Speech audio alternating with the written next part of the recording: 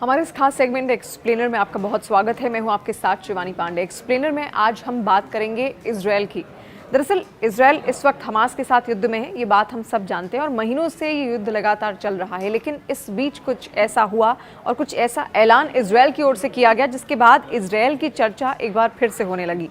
Israel ने एक alert जारी किया है अपने तमाम दूतावासों के लिए जो अलग अलग देशों में स्थित हैं, जिसके बाद से अब दुनिया में खलबली इस बात की मची है कि आखिर इसके पीछे की जो वजह है वो क्या है, क्यों आखिर इजरायल ने ये एडवाइजरी और अलर्ट जारी किया है अपने तमाम दूतावासों के लिए।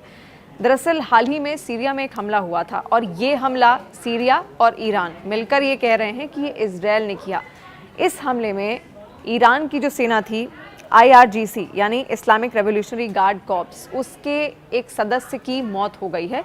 और क्योंकि ईरान और सीरिया बार बार ये कह रहे हैं कि ये जो हमला है ये इजरायल की तरफ से किया गया है, तो आने वाला वक्त इजरायल के लिए और ज़्यादा चुनौती भरा इसी वजह से हो सकता है, क्योंकि इजरायल अब ये मान रहा है कि इस हमले की वजह से, जो कि कहा जा रहा है, क्योंकि इसका खंडन खुद इजरायल ने किया है कि ये हमला उसकी ओर से नहीं किया गया, लेकिन ईरान ये मानता है कि ये हमला उसी ने किया। तो आने वाले वक्त में ऐसा हो सकता है ईरान की सेना के जो सदस्य मारे गए हैं उसका बदला ईरान इजरायल से ले। तो आने वाले वक्त में युद्ध भी छिड़ सकता है और कई सारे हमले भी उसकी ओर से किए जा सकते हैं। बाकायदा इजरायल को इस बात का भी डर है कि उसके दूतावासों में जितने भी उसके सदस्य हैं, जितने भी उसके बड़े अधिकारी हैं, उन पर भी ये पूरी जो साजिश है वो ईरान की ओर से रची जा सकती है और आने वाले वक्त में उनको भी मौत के घाट उतार दिया जा सकता है।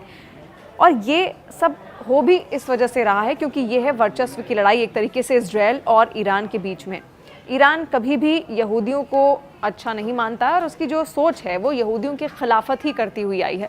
और इजरायल जो देश है वो यहूदियों का देश है, एकमात्र यहूदियों का देश पूरी दुनिया में, मिडिल ईस्ट में, जहाँ पर इजरायल ने अपने दम पर पूरा जो कुनबा था, पूरा जो शोहरत है वो हासिल की, एक तरीके से प्रसिद्धि हासिल की। और अब मिडिल ईस्ट का एक बहुत मजबूत देश इजरायल इस वक्त बन चुका था, लेकिन हमास उस पर अचानक से हमला करता है, वो चर्चा में आता है। अभी भी वो युद्ध लगातार चल रहा है, लेकिन ईरान को इसी बात का दर्द है कि आखिर इजरायल ने इतनी तरक्की कैसे कर ली। और दूसरा, यहूदियों से ईरान के लोग और ईरान की जो सत्ता है वो चिढ़ती भी है।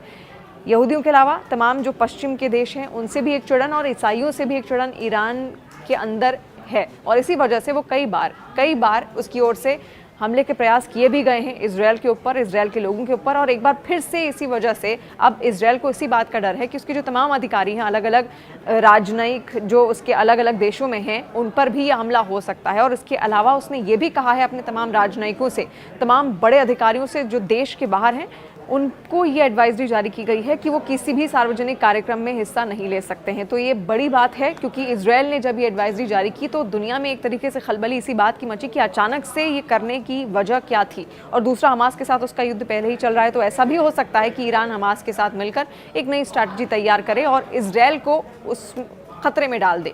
इस पर आपका क्या कहना है, कमेंट सेक्शन के जरिए हमें ज़रूर बताइए। और इसी के साथ अगर आपने तमाम न्यूज़ अपडेट्स के लिए न्यूज़ 18 इंडिया की यूट्यूब चैनल को सब्सक्राइब नहीं किया है तो उसको सब्सक्राइब कीजिए।